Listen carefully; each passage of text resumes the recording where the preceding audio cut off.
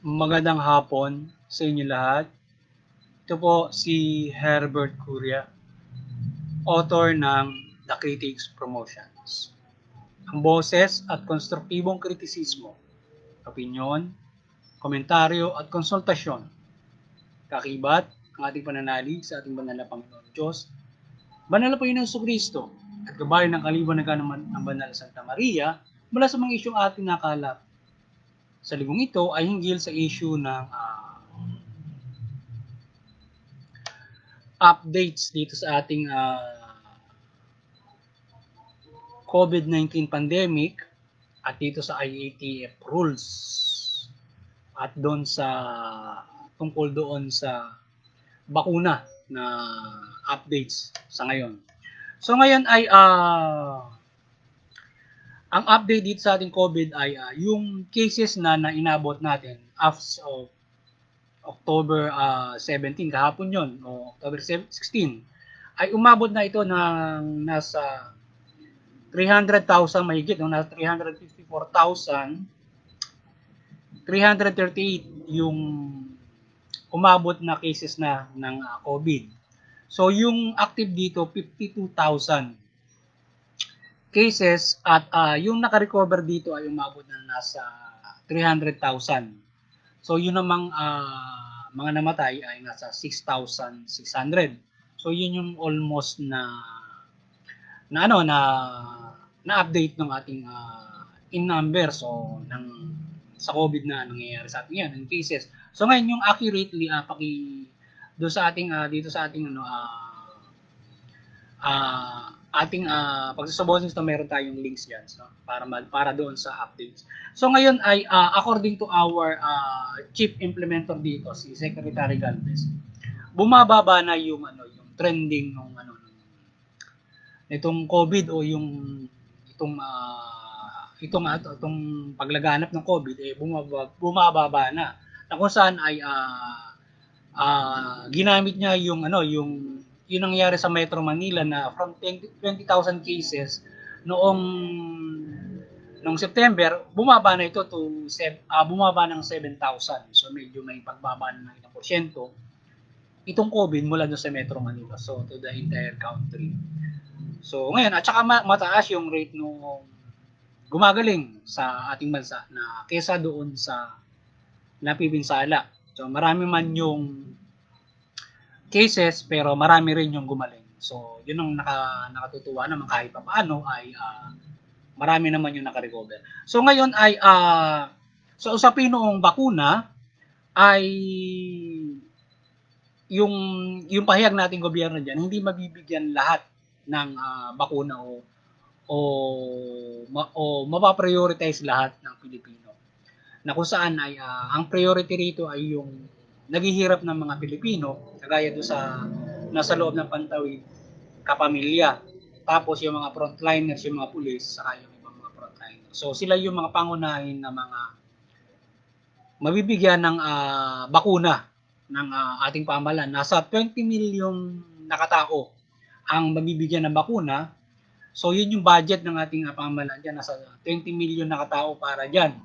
So 2 billion halos ang aabutin ng budget na yan na kung saan ay yung presyo ng bakuna in US dollar $10 per dose dalawang dose so $20. So kung i-convert natin sa pesos yan, $20 times 50, halimbawa 50 yung conversion. So 1,000 bawat isa. So medyo rin yun, medyo malaki rin yun dahil kung dalawa yung mag-asawa, halimbawa sa pamilya, 2,000. Kung may 3 kang anak, so 5,000 kayo para mabigyan ng bakuna. So yun, kaya medyo malaking marami yung dapat na mabigyan ng ng maayudahan itong bakuna to na nasa 2,000 each.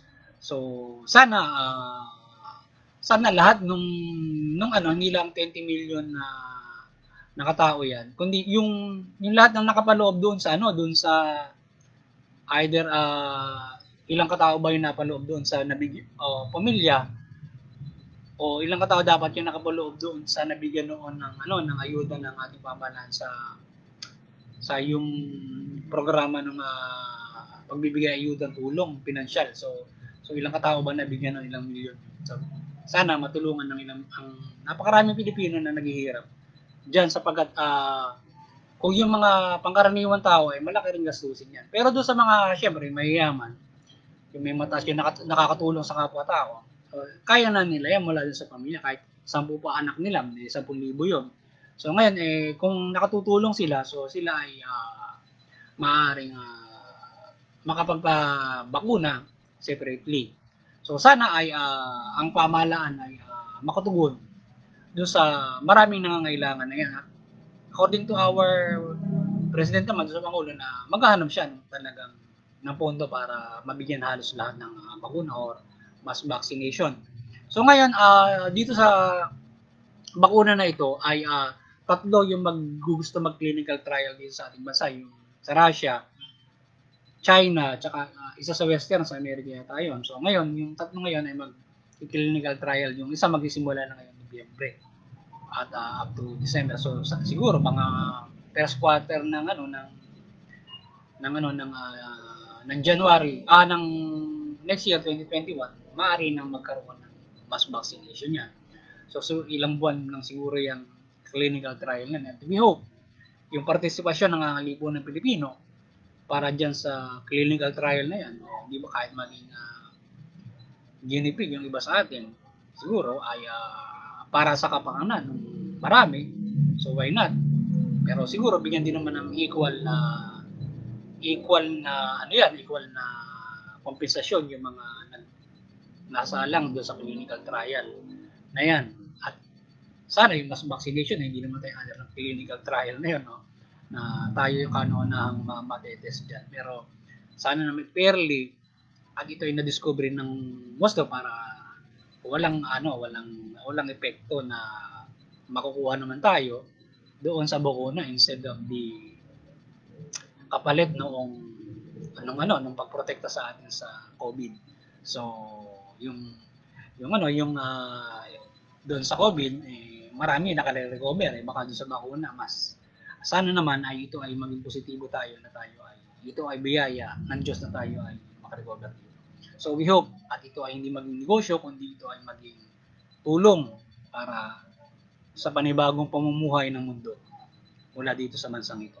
So ngayon ay ang The Critics ay patuloy na sumusuporta sa ating pamahalaan mula dito sa mabuting pamamahala at sa justisya at karapatang ng tao at particular dito sa issue ng pagpapatupad o pagharap sa pandemic, pagprotekta ng ating pamahalaan mula dito sa IATF ay mariin natin susuportahan ng mga pamamalakad dito ng pamahalaan at hinikaya natin ng lipunan Pilipino na suportahan natin yung pamahalaan mula dito sa IATF dito sa kanilang pamamalakad at makipag-participate yung mga iba't ibang institusyon, eskwelahan, mga profesional, organisasyon, political or not, lalo na yung mga nasa health para makipag-participate dito and even though in a business na makipag-participate sa pamahalaan kung ano ang mabisang hakbangin para tayong lahat ay makagaan sa pagharap ng pandemic at tayo nakapamumuhay na maayos. So yun ang pinakamagandang mangyayari doon para lahat ay may puwang para dito sa pagpapatakbo nito. Hindi lamang yung pamahalaan ay one way na siya ang magpapairal ng pagpapasunod, kundi mayroong boses yung mamamayan para dito sa nangyayari nito upang sa gayon ay maging epektibo ito at lahat ay tumugon mula pamahalaan at maging mga tao ay sumunod doon sa mga pagpapairal na ito at hindi magkaroon ng katigasan ng ulo at magkaroon ng kahirapan o pahirapan sa pagpapairal ng mga pantunan at lahat ay sumusunod. So ngayon dito sa bagong panukala na yung paglalagay yung dagdag na rules ng IATF, halimbawa yung sa yung mga matatanda na ngayon ay medyo tinaas yung edad, 50 to 65 na ngayon yung pwedeng makalabas. Kung saan dati mababa pa ron hanggang 60 lang. So ngayon yung mga aside from that yung malls ay bibigyan na halimbawa sales. Aside from that yung non-essential pwede na makabiyahe sa iba't ibang parte ng bansa starting October 21 na, 2020. So magandang kagaanan yung tatlo na yan at yung iba't iba pang mga ipinatutupad na mga sa transportasyon ay mahalaga na nagawa ng ating IATF upang sa gayon ay magkaroon ng kagaanan yung ating pamumuhay na hinaharap itong pandemic na ito, at tayo ay nakaiiwas dito sa maaaring patuloy na paglaganap nito. But we are living continuously, na kahit paano paunti-unti na tayo ay nakararaos dito sa pananalasa ng mga pandemic na ito o paminsala nito sa lipunan Pilipino. At higit sa lahat, again ay muli ating pinaalala sa lipunan Pilipino na sundin natin yung ating pamahalaan sa IETF, suportahan natin ito. At yung sa prevention, ating pinaalala dyan yung face mask, wearing face mask and face shields, yung social distancing, at saka yung washing of hands, saka yung disinfection, yung paglilinis, yung kalinisan. So ngayon yan ay pangunahin sa prevention dyan na dapat natin masunod. Kasi kung mayroong gagala-gala sa lipunan natin na mayroong hindi nakapagpagamot o hindi alam na mayroong silang sakit, or either hindi na alam na nahawa sila, or either magpagamot, o mayroong COVID, tayo ay hindi mahahawa sa kanila kung mayroong ganong klase ng mga prevention. Kung tayo man ay hindi natin alam na tayo mayroon, hindi na tayo makahahawa kung tayo ay malinis yung kamay at tayo ay may face mask. So kahit kung sa social distancing, tayo ay hindi magkakahawakan, lalo nang maganda yon na tayo ay hindi magkakahawahan dyan.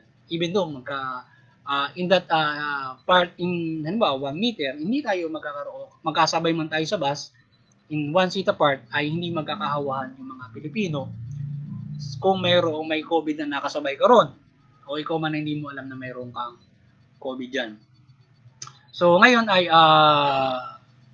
higit sa lahat, ang makakaprevent sa atin dito ay magdasal tayo ng himala ng ating banal na Panginoon Diyos mula sa ating gabay ng ating banal na Santa Maria. Tayo paghimalan tayo ng banal na Panginoon Diyos, banal na Panginoon sa Kristo, at gabayin tayo ng banal na Santa Maria dito ng kanyang kaliwanagan. So tayo paghimalaan na huwag tayong tuluyang mapinsala nitong COVID na ito, at tayo ay iadya doon sa tiyak na kamatayan ang lipunan ng Pilipino, again din ang buong mundo. At idalangin natin na tanggalin na ang COVID na ito man ay gawa ng tao, demonyo, o ito man ay kanyang pagpaparusa, tayo ipagpatawad niya, at tayo ay tanggalin na itong COVID na ito. Tayo makapumuhay na ng maayos, at tayo ay at yung bakuna ay ipaimbento sa atin ng husto, yung bakuna na yan ibiyaya sa atin na makatulong ito na ito ay tayo ay maprotektahan dito sa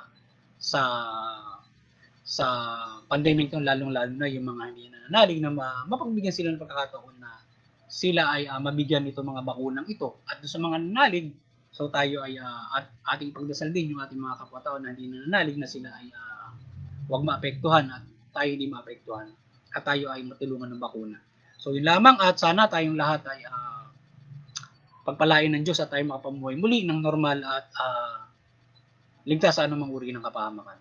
Gabayan tayo ng kaliwanagan ng banal Santa Maria at ng kanyang mga paghihimala. Samahan tayo sa pamumuhay nito. Yun lamang, maganda po sa inyo lahat, at God bless you all.